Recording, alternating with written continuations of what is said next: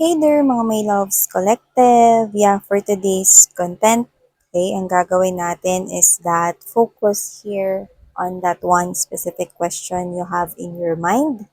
But we have here our number one rule. Just take how this resonates. If the reading is umpasa pa lang no, na hindi for you at naramdaman mo yon, alam mo yan, okay, intuitively, spiritually, energetically. If the reading is not for you, then don't take this answer. Okay? So, while shuffling, focus on that one specific question of yours. You may pause this video if you want or habang nagsha-shuffle ako, isipin mo yung intention mo. Think of that specific question you have here in your mind. Yan, no? And we're gonna take a look at, okay, if this is resonating to you. Okay? So, go ahead and think about that. Focus on that. What is it that's bothering you? Ano yung bagay na gumugulo sa isipan mo na gusto mong malaman ang kasagutan?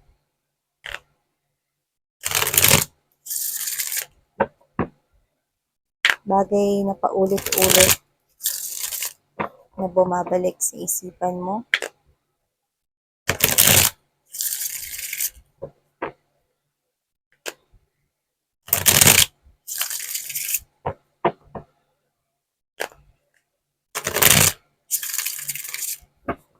Spirits and angel guides, can we get a very clear message? Can we have a direct answer para matulungan na masagot ang katanungan ng ating mga collective people here? Can you please show us? Can you please give us a guiding light?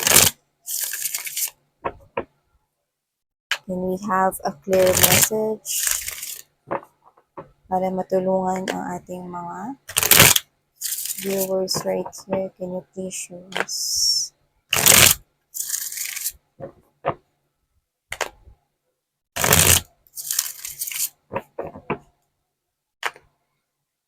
Nakakuha ko ng kulay na mustard. Baka favorite mo yun. Or baka may nakita kang ganyan somewhere. Or kumain ka ng hotdog no, na may mustard. Kung hindi, it's okay. Binanggit natin kasi nakuha at nakita natin. Okay. At kung meron kang parang dumaan sa banda dito sa kaliwa, yan. Baka dumaan yung nanay mo o yung kapatid mo or may dumaan sa'yo, nasagi ka or kahit hindi ka nasagi, may naramdaman akong dumaan sa kaliwa mo.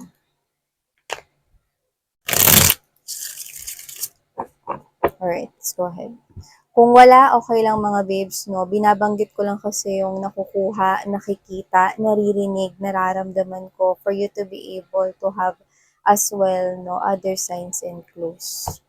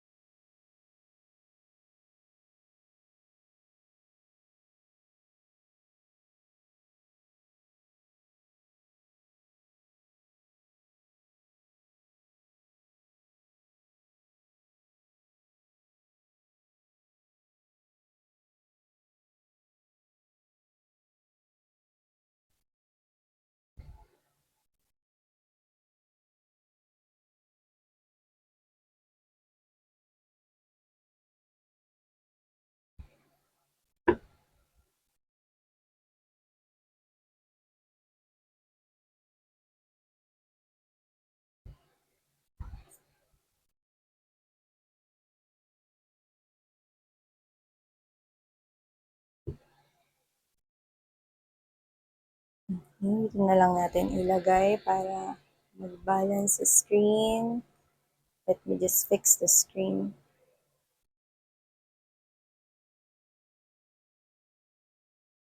So, if this is you, na yung question mo is may katanungan dito, no?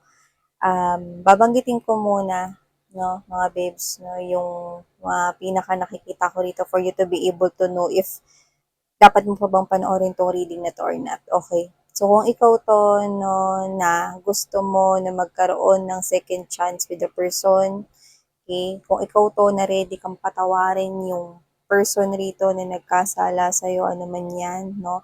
Ready ka, open ka for reconciliation. Kung yun ba yung katanungan mo, magbabalik pa ba yung past sa akin rito? Magkakaroon pa ba ulit ng pagbubukas ng isa pang panibagong oportunidad para sa aming dalawa? Gusto mo ng tagumpay dito? May pagmamahal ka pa sa kanya, yun ang nakikita ko rito, no? At the center of your reading, you are manifesting this reconciliation. Yes, no?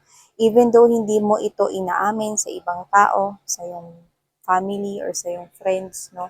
Or kahit na mga babes, no? Hindi ka nagiging vocal about it. Your thoughts, your energy is very strong. You're appearing here as the King of Cups energy. You still have lots of love for that past lover. You still has this kind of overflowing deep affection, passion from that past, no? Kung sino man yung naka-relationship mo in the past, yes, definitely your ex-person. Okay? So, whoever this individual is, this is you, mga babes, no? Okay? I'm seeing you that you have here the Two of Swords energy.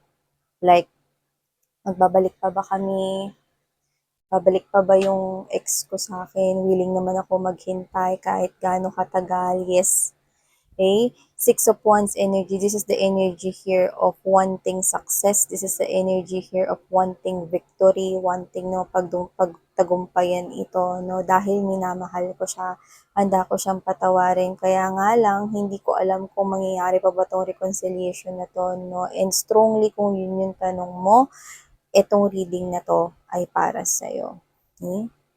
At nakikita ko rito that love is sweeter the second time around. Yes, if this reading is for you and you're thinking of that, manifesting that pag-ayos, pagbabate, nakikita ko rito mga babes, no, na magle-level up itong commitment ninyong dalawa. Yes, no, I don't know if you were just not yet mature pa noon, no? Pagdating sa inyong mga desisyon, no? Maturity has nothing to do with age. Okay?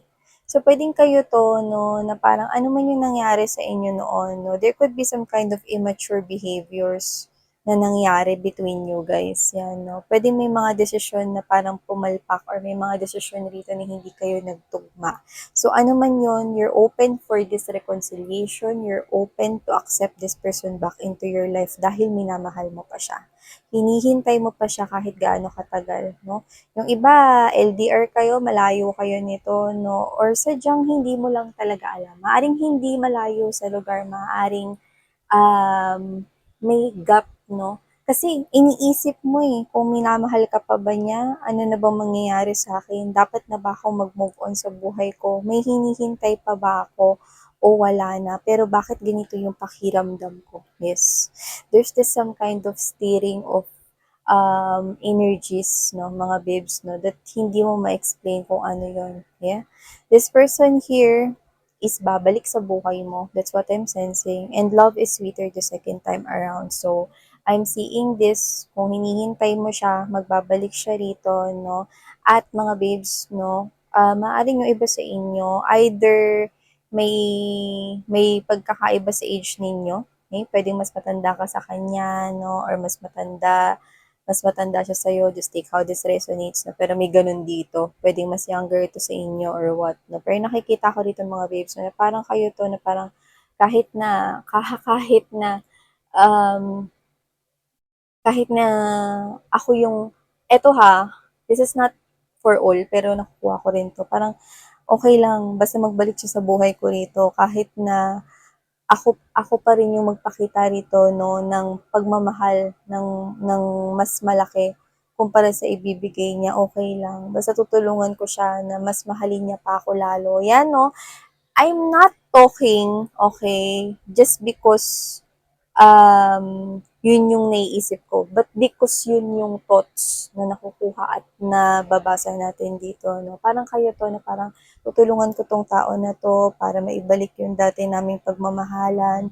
Tutulungan ko siya para makita niya na ako talaga yung karapat-dapat para sa kanya, para makita niya yung intention ko, na minamahal ko talaga siya. Handa akong magpatawad, handa akong manumbalik sa kung paano kami noon, handa ko siyang tanggapin sa kabila ng lahat. Yan yung energy. I'm reading the energies, mga babes, no? And with the Hierophant, whoever this person waiting na hinihintay mo, nakikita ko, no, na magbabalik siya sa buhay mo, no? Nag-level up siya dito. Kung immature man siya noon, nakikita ko siyang nagmamature. Okay?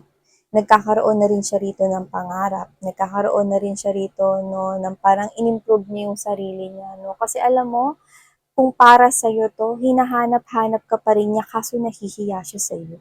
Kaya siya natagalan. The judgment is right here, so definitely this is someone here bringing back, no? Alam mo yung, yeah. Definitely, that's the song of Kyla. Yeah? Love will lead you back. Someday I just know that.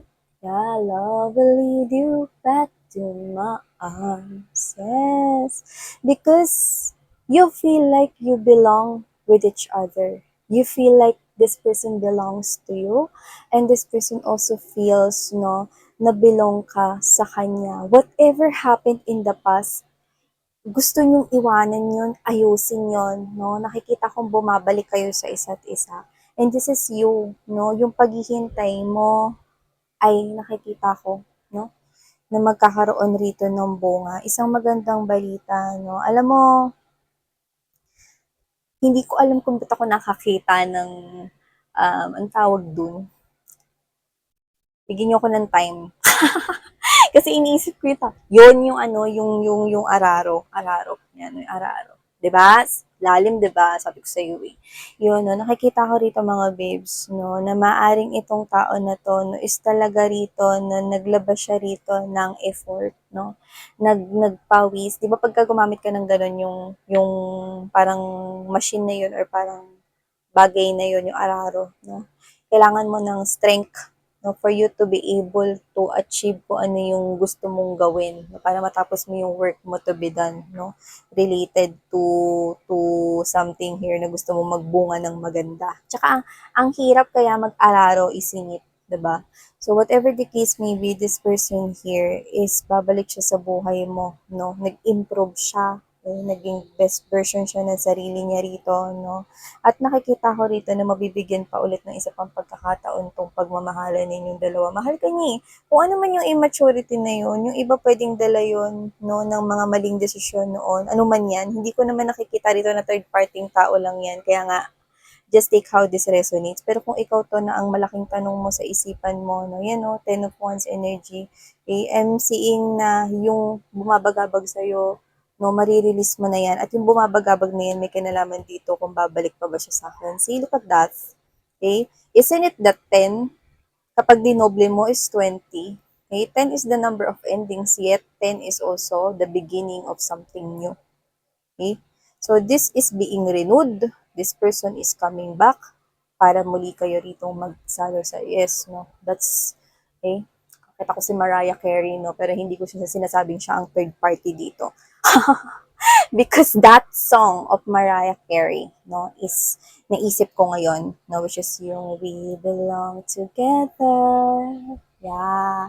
You belong with each other. Okay? Just like yung kaninang narinig natin na song, no, ni Miss Kyla. Alright, so definitely this is the answer to your question right here. Okay? This person will come back. You going to feel it. Yung iba nararamdaman niya yan so strong. Kahit nagkakaroon kayo ng doubts, nararamdaman mo eh. Magkakaroon rito ng reconciliation, renewal, no? Muli ninyong pagsasalo, no? Nakikita ko rito na ito ay mangyayari sa'yo. Okay? So, thank you so much, honey. Just take how this resonates, okay? So, yeah, okay? Definitely, this is your reading. So, thank you so much, love and life, and I know.